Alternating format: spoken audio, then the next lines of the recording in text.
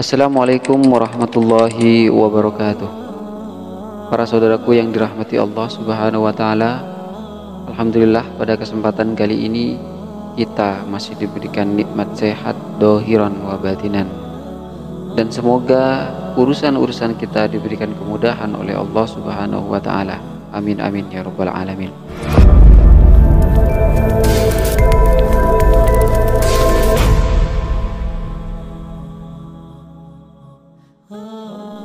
Pada kesempatan kali ini kita masih berfokus kepada kisah Nabi Yusuf alaihissalam, yang mana saudara-saudara Nabi Yusuf alaihissalam datang lagi membawa barang-barang tak berharga untuk ditukarkan dengan makanan yang akan diberikan kepada keluarga mereka karena musim paceklik dan kondisi sulit yang mereka alami serta jumlah keluarga mereka yang banyak.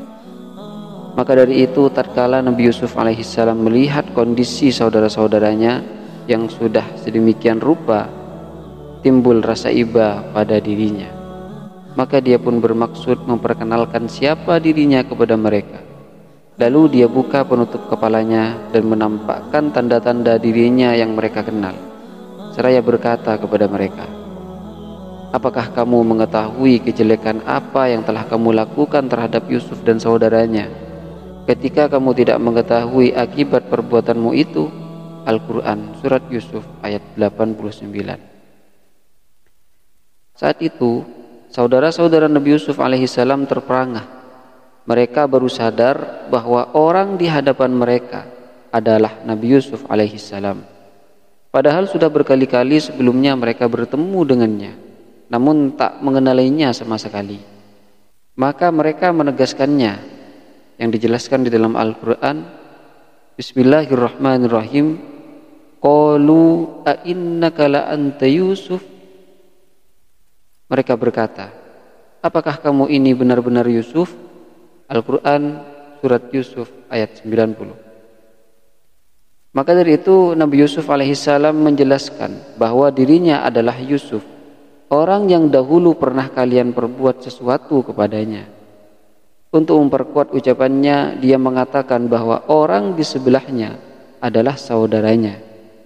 Dia menyatakan bahwa apa yang dia dapatkan dari semua ini semata-mata adalah karunia dari Allah Subhanahu wa taala, sebagai buah dari kesabaran dan ketakwaannya yang tidak akan Allah sia-siakan. Dijelaskan di dalam Al-Quran. Yusuf menjawab, "Akulah Yusuf dan ini saudaraku. Sesungguhnya Allah telah melimpahkan karunia-Nya kepada kami. Siapa yang bertakwa dan bersabar, sungguh Allah tidak akan menyia-nyiakan pahala orang-orang yang berbuat baik." Al-Quran Surat Yusuf ayat 91. Saat itulah saudara-saudara Nabi Yusuf alaihissalam mengakui keutamaan yang dia miliki dan tidak mereka miliki. Mereka mengakui perbuatan salah mereka, namun tidak ada dendam di hati Nabi Yusuf alaihissalam. Setelah hari itu dia tidak lagi mencela perbuatan mereka. Bahkan dia mengatakan bahwa Allah akan mengampuni dosa-dosa mereka. Dijelaskan di dalam Al-Quran. Dia berkata, "Pada hari ini tak ada cercaan terhadap kamu. Mudah-mudahan Allah Subhanahu wa taala mengampuni kamu, dan Dia adalah Maha Penyayang di antara para penyayang." Al-Quran Surat Yusuf ayat 92. Setelah itu Nabi Yusuf alaihissalam memerintahkan saudara-saudaranya untuk mengantarkan baju yang dia kenakan kepada bapaknya dan menempelkannya pada kedua matanya. Atas izin Allah Subhanahu wa taala, kedua matanya dapat melihat kembali seperti sedia kala. Hal ini merupakan mukjizat Nabi Yusuf alaihissalam dan bukti kenabiannya. Kemudian Nabi Yusuf alaihissalam memerintahkan saudara-saudaranya untuk membawa sanak keluarga mereka ke negeri Mesir, agar mereka mendapatkan kebaikan dan dapat berkumpul kembali setelah sebelumnya berpisah sekian lama. Dijelaskan di dalam Al-Quran, "Pergilah kamu dengan membawa baju gamisku ini, lalu tempelkanlah ke wajah ayahku. Nanti ia akan melihat kembali." Al-Quran Surat Yusuf ayat 93. Ketika rombongan tersebut dalam perjalanan pulang kembali ke negerinya, Nabi Yakub alaihissalam telah mencium aroma Nabi Yusuf alaihissalam, yang diriwayatkan oleh As-Sawri bahwa aroma Nabi Yusuf alaihissalam telah tercium dalam jarak 3 hari perjalanan. Al-Hasan Al-Basri berkata bahwa jarak mereka ketika itu adalah 80 farsah, dan saat itu usianya 80 tahun sejak dia berpisah dengannya.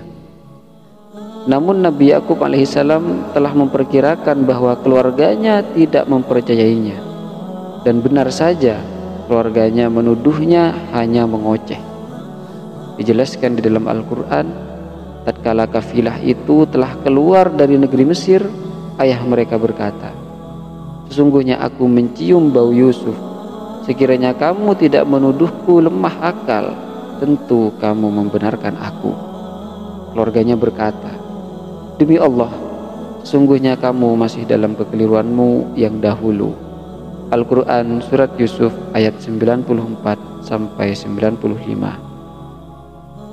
Beberapa waktu kemudian, rombongan tersebut datang membawa berita gembira, dan mereka langsung menyerahkan serta menempelkan baju milik Nabi Yusuf alaihissalam ke wajah sang bapak. Maka serta-merta penglihatannya dapat berfungsi kembali. Lalu dia berkata kepada anak-anaknya bahwa dirinya mengetahui semua perkara itu dari Allah Subhanahu wa Ta'ala. Dijelaskan di dalam Al-Quran, tatkala telah tiba pembawa kabar gembira itu, maka diletakkannya baju gamis itu ke wajah Nabi Yakub alaihissalam. Lalu kembalilah dia dapat melihat. Berkata Nabi Yakub alaihissalam, "Tidakkah aku katakan kepadamu bahwa aku mengetahui dari Allah apa yang kamu tidak ketahui?" Al-Quran Surat Yusuf ayat 96. Saudara-saudara Nabi Yusuf alaihissalam akhirnya meminta kepada bapaknya untuk memohonkan ampunan kepada Allah Subhanahu wa Ta'ala atas apa yang mereka perbuat terhadap Yusuf dan penderitaan yang dialami oleh bapaknya. Maka Nabi Yakub alaihissalam berjanji akan memintakan ampunan kepada Allah Subhanahu wa Ta'ala untuk mereka. Dalam salah satu riwayat, dia menundanya hingga waktu sahur, karena pada waktu sahur itu adalah waktu yang mustajabah. Dalam sebuah riwayat dari Ibnu Jarir disebutkan bahwa Umar bin Khattab suatu hari datang ke masjid. Lalu dia mendengar suara orang berdoa, "Ya Allah, Engkau telah menyeru kepadaku, lalu aku penuhi. Engkau telah memerintahkan aku, lalu aku taati. Ini adalah waktu sahur, maka ampunilah aku." Ternyata suara tersebut bersumber dari rumah Abdullah bin Mas'ud. Lalu dia bertanya tentang masalah tersebut kepadanya. Maka Ibnu Mas'ud berkata, "Sesungguhnya Nabi Yakub alaihissalam menunda memintakan ampun untuk anak-anaknya hingga waktu sahur. Sebagaimana perkataannya, aku akan memohon ampunan bagimu kepada Tuhanku. Sedangkan Allah Subhanahu wa Ta'ala berfirman, dan yang memohon ampun di waktu sahur." Al-Quran Surat Ali Imran ayat 17.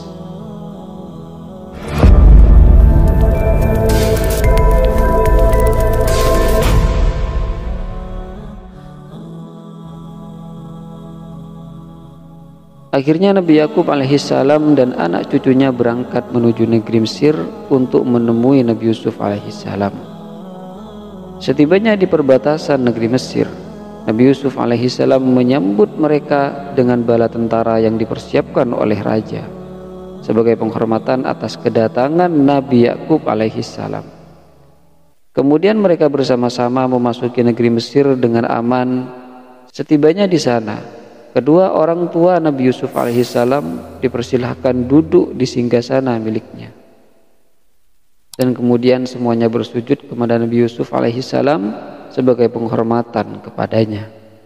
Ketika itulah Nabi Yusuf alaihissalam berkata kepada bapaknya bahwa kini semua mimpi yang dahulu pernah dia sampaikan terbukti setelah tipu daya setan yang merusak hubungannya dengan saudara-saudaranya.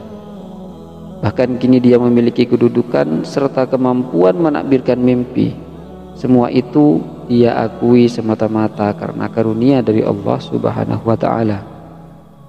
Sebagai pelengkap kenikmatan yang dia dapatkan, Nabi Yusuf alaihissalam memohon kepada Allah Subhanahu wa ta'ala agar dia dimatikan dalam keadaan muslim dan dikumpulkan bersama orang-orang yang soleh. Telah dijelaskan sebelumnya bahwa sujud sebagai penghormatan diisyaratkan dalam ajaran sebelum kita. Dijelaskan di dalam Al-Quran, dan ia menaikkan kedua ibu bapaknya ke atas singgasana, dan mereka semuanya merebahkan diri seraya sujud kepada Nabi Yusuf alaihissalam, dan berkata Yusuf, "Wahai ayahku, inilah takbir mimpiku yang dahulu itu. Sesungguhnya Tuhanku telah menjadikannya suatu kenyataan." Al-Quran Surat Yusuf ayat 100. Ada beberapa riwayat tentang masa berpisah antara Nabi Yakub alaihissalam dan Nabi Yusuf alaihissalam. Ada yang mengatakan lamanya 83 tahun, ada pula yang mengatakan 53 tahun, sementara ahli kitab mengatakan lamanya 40 tahun. Nabi Yusuf alaihissalam selama menduduki posisi tersebut mendapatkan kekayaan yang berlimpah ruah. Makanan yang berada di bawah kepemilikannya dijual kepada penduduk Mesir dengan berbagai harta benda yang mereka miliki. Bahkan akhirnya mereka membelinya dengan dirinya sendiri sehingga mereka menjadi budaknya. Namun Nabi Yusuf alaihissalam kemudian memerdekakan mereka dan membebaskan tanah mereka dengan syarat mereka bekerja dan 5% dari hasil mereka dapat diserahkan untuk raja. As-Sa'labi berkata bahwa selama musim paceklik berlangsung, Nabi Yusuf alaihissalam berupaya untuk tidak kenyang agar dia tidak lupa nasib orang-orang yang lapar. Dia hanya makan sekali saja di siang hari. Hal itu menjadi tradisi penguasa setelah itu. Ibnu Katsir berkata, demikianlah pula dilakukan Amirul Mukminin Umar bin Khattab radhiyallahu an. Dia tidak merasakan kenyang hingga musim paceklik berlalu dan berganti dengan musim yang subur.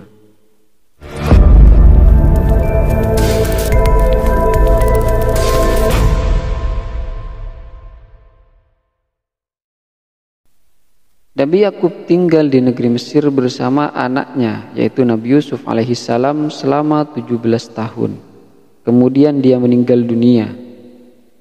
Sebelum meninggal, dia berwasiat kepada Nabi Yusuf alaihissalam agar dimakamkan di sisi kedua orang tuanya, yaitu Ishak dan Ibrahim. Maka jenazahnya dibawa ke negeri Syam lalu dimakamkan di goa tempat dikuburkannya Nabi Ibrahim dan Nabi Ishak alaihissalam. Selain itu, sebelum meninggal, Nabi Yakub alaihissalam juga berwasiat kepada anak-anaknya untuk bertauhid kepada Allah Subhanahu wa ta'ala, yaitu memeluk agama Islam yang merupakan agama para nabi. Hal tersebut dikisahkan dalam firman Allah Subhanahu wa ta'ala, adakah kamu hadir ketika Yakub kedatangan tanda-tanda maut, ketika ia berkata kepada anak-anaknya, apa yang kamu sembah sepeninggalku? Mereka menjawab, kami akan menyembah Tuhanmu dan Tuhan nenek moyangmu, Ibrahim, Ismail, Ishak, yaitu Tuhan yang Maha Esa, dan kami hanya tunduk patuh kepadanya. Al-Quran Surat Al-Baqarah ayat 133. Setelah beberapa lama kemudian, Nabi Yusuf alaihissalam menyusul bapaknya. Ketika ajal hendak datang menjemput Nabi Yusuf alaihissalam, dia berwasiat kepada saudara-saudaranya untuk membawa serta jenazahnya apabila mereka keluar dari negeri Mesir dan dikuburkan bersama bapak-bapaknya di negeri Syam. Jenazahnya diawetkan kemudian disimpan di dalam peti dan terus berada di Mesir hingga kemudian dibawa keluar pada zaman Nabi Musa alaihissalam, lalu dikuburkan di sisi bapak-bapaknya. Saat wafat, Nabi Yusuf alaihissalam berusia 110 tahun. Demikianlah kisah Nabi Yusuf alaihissalam yang telah kita rangkum dari awal sampai akhir. Semoga menjadi ilmu yang barokah, manfaat fid din wa dunya wal akhirah. Assalamualaikum warahmatullahi wabarakatuh.